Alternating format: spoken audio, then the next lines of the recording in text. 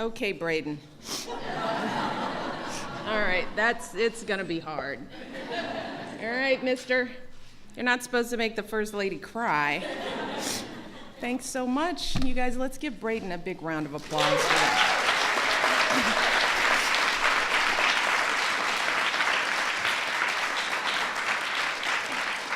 Well done, young man. Well done. And thank you so much, Christy. Thank you. Okay. This is cool, right? You guys having a good time? Yeah? Has it been exciting from beginning to end? What's been the best part so far? This? All right. I didn't cue them on that one. That was a natural response. Well, I am just delighted to have you guys. You guys look amazing. You have dressed so appropriately for the event. Doesn't the room look beautiful? They do such a great job, and all this stuff was picked out especially for you guys. It is really an honor to be here, and I want to start by thanking Tanya and all the folks from Epicurious, the entire team, for year after year making this event possible. It is truly the highlight of our lives, and I know that everyone involved really gets inspired from this event. And I'm also thrilled about the new Kids and Chefs Cook for Success program that you guys are launching. And with this effort, you guys are gonna take this whole thing to another level. So I love the fact that Epicurious, you're finding ways to step this up every single year. So thank you guys, and big round of applause. And of course, to our Delta Airlines team for flying everybody here. That was so good, yay! For how many people, what was it your first trip on an airplane? Or is everybody old flying pros? You've flown before, huh? You haven't flown before. Well, that's awesome. So did Delta Airlines treat you well? All right, there you go. Bob was a little nervous on that question, right? And I want to join Tanya in also thanking all of the family members, the parents, the moms, the dads. I know we have an aunt or two here as well. Thank you all so much for supporting your kids in this passion, and for cooking with them, and for putting up with those endless messes in the kitchen. Who's a messy cook here? Me too. But I hope you all know that their success is because of your love and your constant encouragement for their creativity. So we're just so grateful to all of you grown-ups who are here with us today, and I hope you're having a good time too. But of course, most of all, I want to recognize our guest of honor, our 54 Healthy Lunchtime Challenge winners! Congratulations! Yes! Woo! Move it up! Party in the White House! It's exciting. I am so proud of you. The president is so proud of you. Oh, look at that room out there. I missed the balloons. We have been working so hard to make this event special for you. But these kids have been selected. There were more than 1,500 kids that submitted their recipes for this year's challenge, and it was not easy to choose just one winner from each state, so this was a competitive experience. You had to claw your way to the finish line. I hope you didn't push and shove anyone on the way up to the top, but you made it. But you're all here because a panel of distinguished judges agreed that your recipes were the very best. And I want to thank all the judges. Sam was one of those judges. There's a lot of eating. 15, did you taste all 1,500 recipes? 110 dishes. Thank you, Sam. Well done.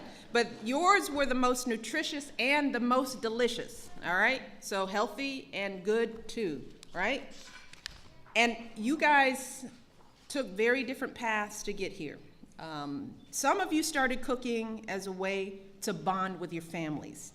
And that was true for Janetta Wed. Hey, Janetta, how are you? From California.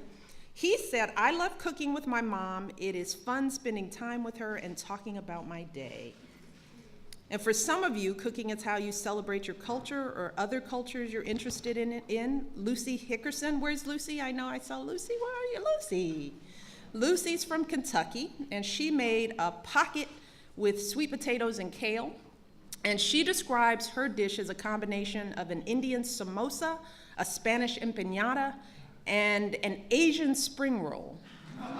And what Lucy says, it's like going around the world in one bite. And some of you like to cook because you're good at it and hope to make a career of it. That's why Hannah Foley from Pennsylvania, right here, as she said, I love to cook and hope to one day be a chef of my own show on the Food Network. Wait, she's got a title. It's called H to the F to the Hannah Foley Chef. Yeah, that's been in my head for many days. That's why I knew it. An H to the F, okay. But no matter how you got to the White House today, you're all here for one simple reason. And I think Adriana Nelson from West Virginia. Adriana, where are you? Hi, you. This is what she said. She said, I love to create healthy recipes because I feel great when I eat healthy. That's why you're here. Like Adriana, you all know that what you eat affects how you feel and how much energy you have and how well you do at school. And that's really why I started Let's Move. I did it because I really do care deeply about the kids in this country. I really do. Not just as First Lady, but I'm a mom. I got 2 kids. I love them and I love you all just as much. So it's important for me to make sure that the things I do for my girls are the same things that every kid in this country has access to. And that's why we've been working so hard to help families cook healthy meals at home. And to get more grocery stores into our communities and to get companies to market healthier foods to our kids. And most of all, that's why we've been fighting so hard for our new healthy school lunches. And I have to tell you, and I said this to some of you in the photo line, that you all are my inspiration. Kids like you really do inspire me. You all represent 54 reasons why we know that we can do so much better by our kids when it comes to eating healthy. Because the truth is that if 8, 9, and 10-year-old kids can cook and happily eat a healthy, tasty meal, then there's absolutely no reason why we can't get nutritious food into every school in this country that kids will actually enjoy. You guys remind me of that every single day. Now I know that some of you might have friends who want to bring back the junk food in the schools, right? Because there's always those kids. They're like, give me my junk food back. And I know that in recent months, we've even seen grown-ups, including folks in Congress, trying to undo some of the progress that we've made to get healthier food into our schools. And while the vast majority of the schools are doing just fine with these new standards, those few complaining voices happen to be the loudest voices. And they're getting the most attention right now. So here's what I'm going to ask you to do for this year. I need you guys to make your voices heard too. It's important, and don't be shy. I want you to speak up. Talk to your classmates and your teachers. Share with them what you've learned about healthy eating and cooking and how to craft interesting things like Braden. You might even get your school to test out your recipe in the lunchroom for other kids. Teach them what you know about healthy eating. And also to the parents. You know, parents play a really important role in what happens on the ground, and in many instances, parents are way more powerful than people like us in the White House. So I urge you guys to speak up as well, and to continue speaking up.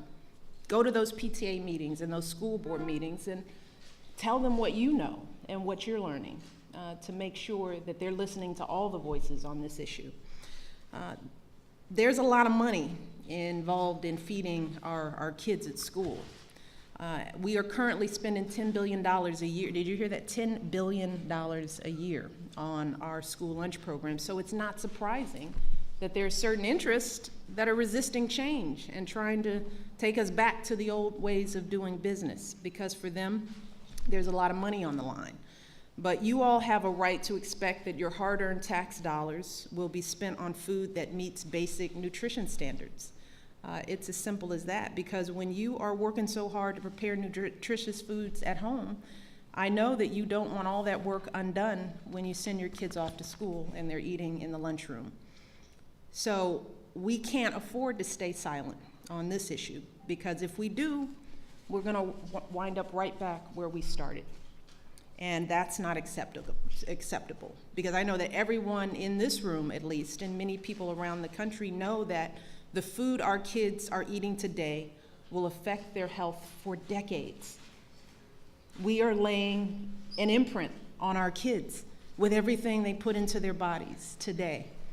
We know so much more about how nutrition and exercise impacts our children's ability to focus and succeed, both in school and in life.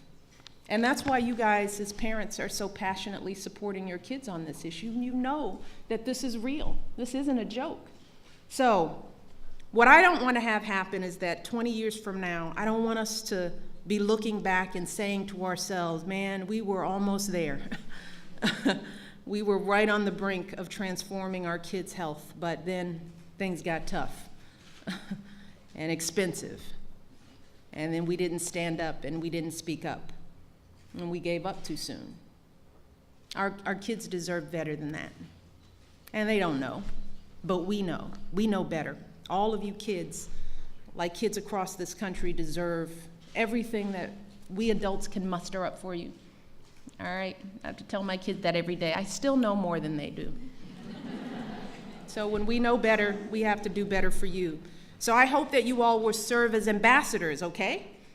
And think about, as Braden did, how you will pay this forward. And there are many, many ways you're going to pay it forward. There's no one right answer on how you're going to do it. But when you get a chance to do something this special, right, and to come to the White House and have all this press and all the special things going on, I know for me, when I think about my advantages, I think I have to give that back to somebody else. That is my obligation. That's the price I pay for standing here and hanging out. So I want you to think about what you're going to do. I want you to keep talking to other kids about eating healthy, help them learn, help them try new things. And you're going to run into bumps and bruises. I know, Braden, it must have been hard work starting your new nonprofit organization. I'm sure it wasn't easy every step of the way, but it was so worth it, right? For the thanks that you get and knowing that you impact the lives of others. So I know each of you can do that in your own special way, and we're going to do this again next year. So I hope that one of you will be standing here like Braden, being able to share all the great things that you've done over the course of the year. I can't wait to see what you guys accomplish. You all are pretty amazing young people. So I think with that, it's time to eat, don't you think? I'm a little hungry. I just had fruit for breakfast, so I'm really ready to try all these dishes. You guys have a great time, and I will see you after lunch. Enjoy.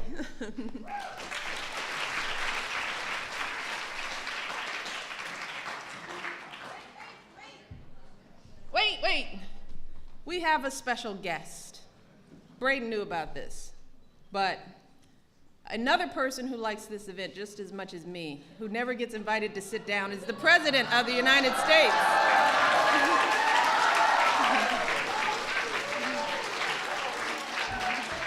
Hi. How you doing? Good to see you. Hello, everybody. I'm not going to hold up the meal. Everybody sit down.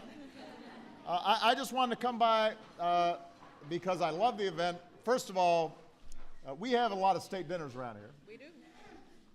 They're not always as cheerful and fun as this. First of all, everybody's older and a little stodgier, but this is a much hipper crowd, more colorful outfits.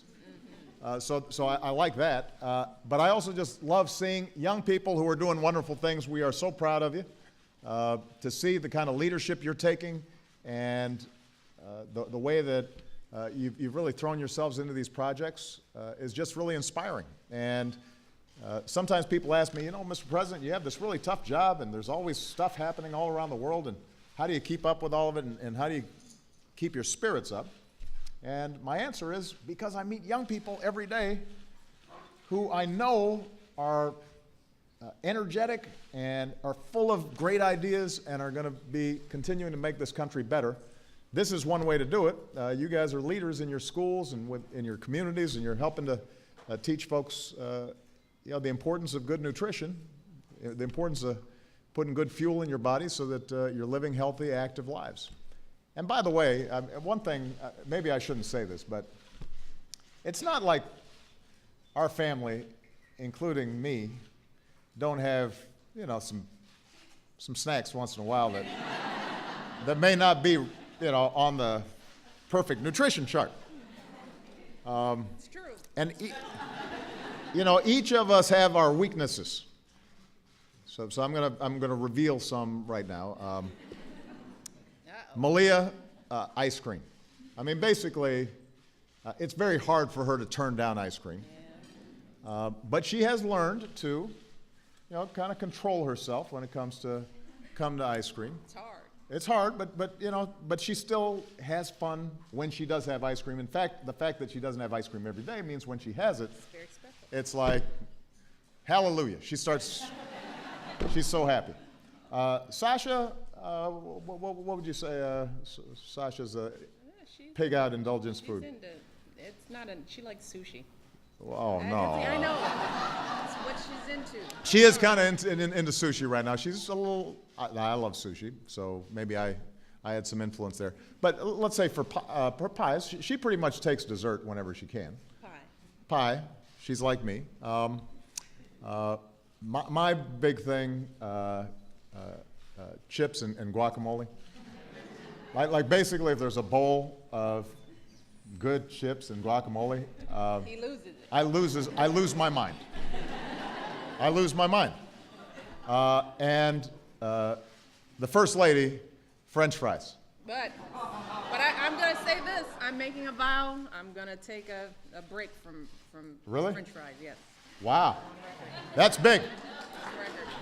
Now Put it out there. the reason I make this point is that the question is not can you never have anything. It's on a day-to-day basis, at lunches, at breakfast, at dinner, is your basic nutrition something that's going to make you strong and make you healthy? And if it is, then having fun food that may not be perfect for you, that's okay too. But we're just all trying to develop good habits. And the one thing I know about all these young people is they've got great work habits, because otherwise they wouldn't have been able to do everything that they've done. They've got great habits of caring about other people, because they're out there spreading the word about what they're doing. And as a consequence, I'm really optimistic about what all these great young leaders are going to achieve in the future. So good luck. Have a great kids' state dinner. All right? Even though it's technically a lunch, but calling it a state lunch, there was a debate about this, and we thought it doesn't make sense, because we have state dinners. So it's a kids' state dinner even though it's noon. All right? And parents, good job, everybody. You got great kids.